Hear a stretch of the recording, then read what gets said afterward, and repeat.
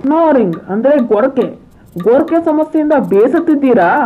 ಹಾಗಿದ್ರೆ ಇಲ್ಲಿದೆ ಸುಲಭ ಪರಿಹಾರಗಳು. ಗೊರಕೆ ಹೊಡೆಯುವವರನ್ನು ಸಾಮಾನ್ಯವಾಗಿ ಅಪಹಾಸ್ಯ ಮಾಡುತ್ತಾರೆ, ಆದರೆ ಸಮಸ್ಯೆಯನ್ನು ಗೇಲಿ ಮಾಡಬೇಡಿ.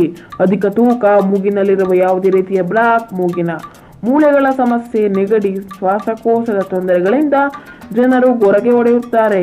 ಆದಾಗ್ಯೂ ಈ ಸಮಸ್ಯೆಗಳನ್ನು ಬಹಳ ಸುಲಭವಾಗಿ ಪರಿಹರಿಸಬಹುದು. ಅದೇನೆಂದರೆ ಚಪ್ಪಟೆಯಾಗಿ ಮಲಗುವ ಬದಲು ಬಲ ಅಥವಾ ಎಡಭಾಗದಲ್ಲಿ ಮಲಗುವುದರಿಂದ ಗೊರಕೆ ಸಮಸ್ಯೆ ಕಡಿಮೆಯಾಗುತ್ತದೆ ಎಂದು ಅಧ್ಯಯನಗಳು ತೋರಿಸಿವೆ.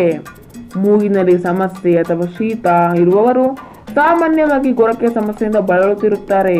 ಶುಷ್ಕ ವಾತಾವರಣದಲ್ಲಿ ಈ ಸಮಸ್ಯೆ ಉಲ್ಬಣಗೊಳ್ಳಬಹುದು. ಆದ್ದರಿಂದ ಮಲಗುವ ಕೋಣೆಯ ಉಷ್ಣಾಂಶವನ್ನು ತೇವವಾಗಿಡಲು ಪ್ರಯತ್ನಿಸಿ. ಸಾಕಷ್ಟು ನಿದ್ದೆ ಇಲ್ಲದಿದ್ದರೆ ಮತ್ತು ದೇಹವು ದುರ್ಬಲ ಮತ್ತು ದಣಿದಿದ್ದರೆ ಗೊರಕೆಯ ಸಮಸ್ಯೆ ಹೆಚ್ಚು. ಆದ್ದರಿಂದ ಪ್ರತಿ ರಾತ್ರಿ ಮಲಗುವ ಮುನ್ನ ಸ್ಟ್ರೀಮ್ ಅಂದ್ರೆ ಹವೆಯನ್ನು ತೆಗೆದುಕೊಳ್ಳಿ. ಅದು ಗೊರಕೆಯನ್ನು ನಿಲ್ಲಿಸಬಹುದು.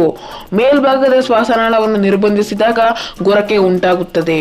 ನಿದ್ರಿಸುವಾಗ ತಲೆಯನ್ನು ಎತ್ತರದಲ್ಲಿ ಇಟ್ಟುಕೊಳ್ಳುವುದರಿಂದ ಪ್ರತಿರೋಧಕ ನಿದ್ರೆಯಲ್ಲಿ ಉಸಿರು ಕಟ್ಟುವಿಕೆ ಹೊಂದಿರುವ ರೋಗಿಗಳಲ್ಲಿ ವಾಯುಮಾರ್ಗದ ಅಡಚಣೆಯನ್ನು ತಡೆಯಬಹುದು ಎಂದು ಅಧ್ಯಯನಗಳು ತೋರಿಸಿವೆ. ಅಧಿಕ ತೂಕವು ಗೊರಕೆಯ ಸಮಸ್ಯೆಗಳನ್ನು ಉಂಟು ಮಾಡುತ್ತದೆ. ಸ್ಥೂಲಕಾಯದ ಜನರು ಗಂಟಲು ಮತ್ತು ಕುತ್ತಿಗೆಯಲ್ಲಿ ಹೆಚ್ಚುವರಿ ಅಂಗಾಂಶವನ್ನು ಹೊಂದಿರುತ್ತಾರೆ. ಇದು ಶ್ವಾಸನಾಳವನ್ನು ಕಿರಿದಾಗಿಸುತ್ತದೆ. ಗಂಟಲು, ಮೂಗು ಮತ್ತು ಮೂಗಿನ ಕುಳಿ ಒಣಗಿದಂತೆ ಅನುಭವವಾಗುತ್ತಿದೆಯೇ? ಇದು ಕಿರಿಕಿರಿ ಮತ್ತು ಉರಿಯೂತಕ್ಕೆ ಕಾರಣವಾಗಬಹುದು ಮತ್ತು ನಿದ್ದೆ ಮಾಡುವ ಸಂದರ್ಭದಲ್ಲಿ ಇದು ಗೊರಕೆಗೆ ಕಾರಣವಾಗಬಹುದು.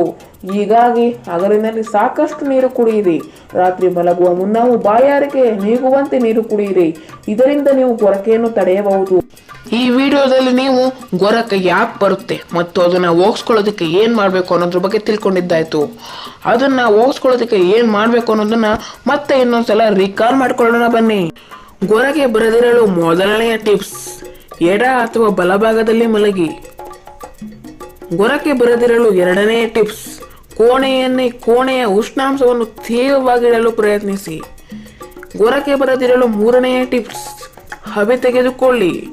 ಗೊರಕೆ ಬರದಿರಲು ನಾಲ್ಕನೆಯ ಟಿಪ್ಸ್, ನಿದ್ರಿಸುವಾಗ ತಲೆಯನ್ನು ಎತ್ತರದಲ್ಲಿಟ್ಟುಕೊಳ್ಳಿ. ಗೊರಕೆ ಬರದಿರಲು ಐದನೆಯ ಟಿಪ್ಸ್, ರಾತ್ರಿ ಸಾಕಷ್ಟು ನೀರು ಸೇವಿಸಿ.